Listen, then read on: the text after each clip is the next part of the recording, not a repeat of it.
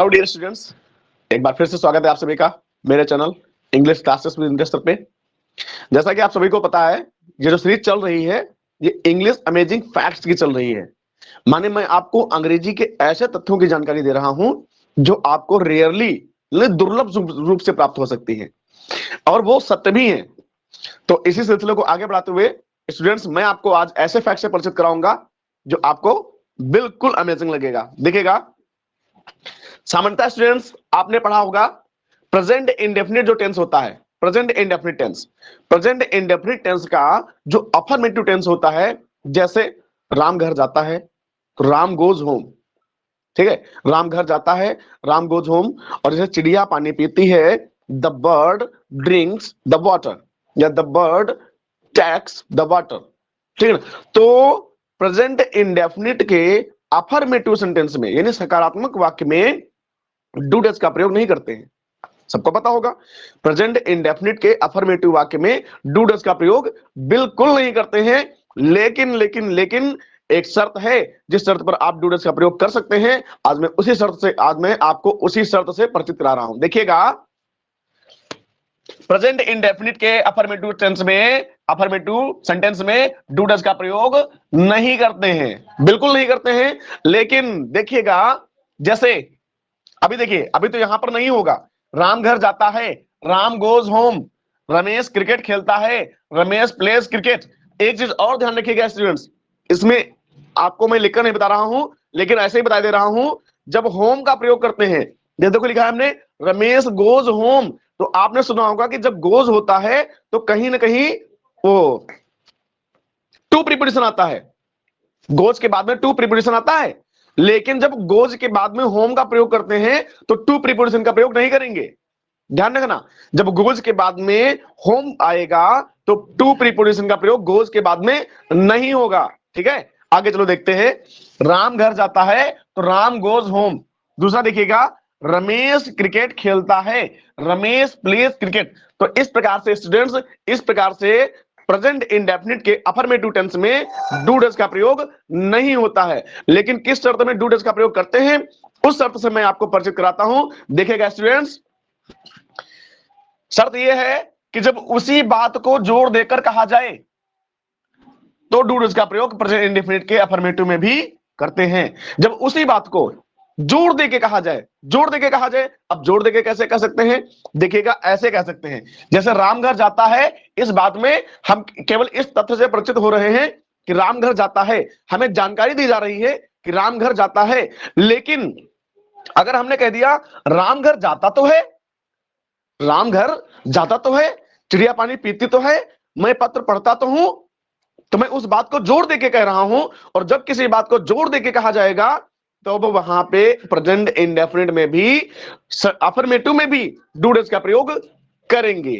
कैसे करेंगे, तो यहां पे हो जाएगा राम घर जाता तो है, जोर देके कहा जा रहा है किसी बात को, तो राम डज गो होम। एक वचन के साथ डज और बहुवचन के साथ डू लगाते हैं, ये तो आपको पता ही होगा। तो देखिएगा आगे, रमेश क्रिकेट खेलता तो है, तो रमेश क्रिकेट खेलता तो इस बात को जोर देके कहा जा रहा है, तो रमेश डज प्ले क्रिकेट। इसी प्रकार से मैं पत्र पढ़ता तो हूं, मैं पत्र पढ़ता तो हूं, मैं इस बात को जोर देके कह रहा हूं, तो क्या हो जाएगा, I do read, I do read the letter. समझ गए स्टूडेंट्स। तो प्रेजेंट इंडेफिनिट के अफर्मेटिव में साधारणतः डू डज का प्रयोग नहीं करते हैं, लेकिन जब बात आएगी किसी बात को जोर देके कहने की तो वहां पे डू डज का प्रयोग करेंगे। आगे देखिएगा स्टूडेंट्स,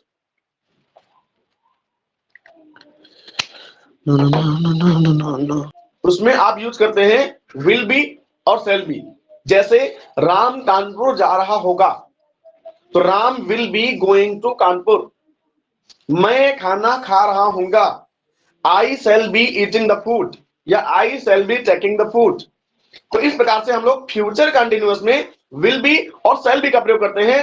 लेकिन आगे देखिएगा, इसी प्रकार से मैं आपको फिर से एक अमेजिंग फैक्ट बताने जा रहा हूं। देखिएगा, फ्यूचर कंटिन्यूअस टेंस में विल बी और शैल बी का प्रयोग करते हैं। जैसे किसान खेत जोत रहा होगा, तो the farmer will be ploughing the field, है ना स्टूडेंट्स। आप लोग तो ये बनाएंगे, हम भी ये बनाएंगे, हम भी यही बनाते भी हैं, आप लोग भी यही बनाते हैं। लेकिन आगे देखिएगा, कल हम चिड़ियाघर जा रहे होंगे, तो we shall be going to the zoo tomorrow. तो इस प्रकार से ये दोनों सेंटेंस तो आप लोग भी बना लेंगे, लेकिन इसके आगे भी एक जानकारी मैं आपको दे रहा हूं। देखिएगा, क्योंकि इन सेंटेंसेस में संभावना भी व्यक्त हो रही है। संभावना कैसे व्यक्त हो रही है? जैसे किसान खेत जोत रहा होगा, हमने सेंटेंस कह दिया किसान खेत जोत रहा होगा, तो किसान खेत जोत रहा होगा, इसमें हम संभावना भी व्यक्त कर रहे हैं। संभावना, पता नहीं किसान खेत जोत रहा होगा कि नहीं जोत रहा होगा, पता नहीं वो सो रहा होगा, है ना, पता नहीं और ये कुछ कर रहा होगा।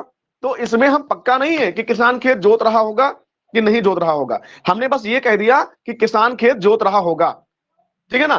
जैसे दूसरा देखिएगा, कल हम चिड़ियाघर जा रहे होंगे, कल हम चिड़ियाघर जा रहे होंगे, अब कंफर्म नहीं है जा रहे होंगे कि नहीं जा रहे होंगे, इसमें हम संभावना व्यक्त कर रहे हैं कि शायद कल जा रहे होंगे। तो जब संभावना व्यक्त होती है तो विल बी और शैल बी की जगह पर यूज कर सकते हैं हम मे का, MAY मे। ध्यान रखना स्टूडेंट्स, चूंकि संभावना भी व्यक्त हो रही है, अतः विल या शैल की जगह पर मे का भी प्रयोग कर सकते हैं। तो इस प्रकार से, किस प्रकार से मे का प्रयोग कर सकते हैं? किसान खेत जोत रहा होगा, तो पहला तो बनेगा the farmer will be ploughing the field, लेकिन आप मे का प्रयोग करके ऐसे बना सकते हैं the farmer may be ploughing the field. किसी की हिम्मत नहीं है जो गलत कर दे, जो गलत करता है उसको मेरे पास लिवा लाना, ठीक है। आगे देखिएगा, कल हम चिड़ियाघर जा रहे होंगे, तो we shall be going to the zoo tomorrow, लेकिन शैल की जगह पे हम क्या लगा सकते हैं? मे भी लगा सकते हैं, तो we may be going to the zoo tomorrow. Okay students, हुई ना गजब की जानकारी। तो प्रेजेंट इंडेफिनिट में अफर्मेटिव में आप डू डस कैसे लगा सकते हैं, मैंने आपको बताया।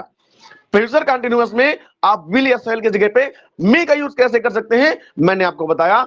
अगर जानकारी अच्छी लगी हो तो शेयर और सब्सक्राइब और लाइक जरूर करिएगा, ताकि मुझको मोटिवेशन लगातार मिलता रहे, ताकि मैं आपको ऐसे ही अमेजिंग फैक्ट से परिचित कराता रहूं।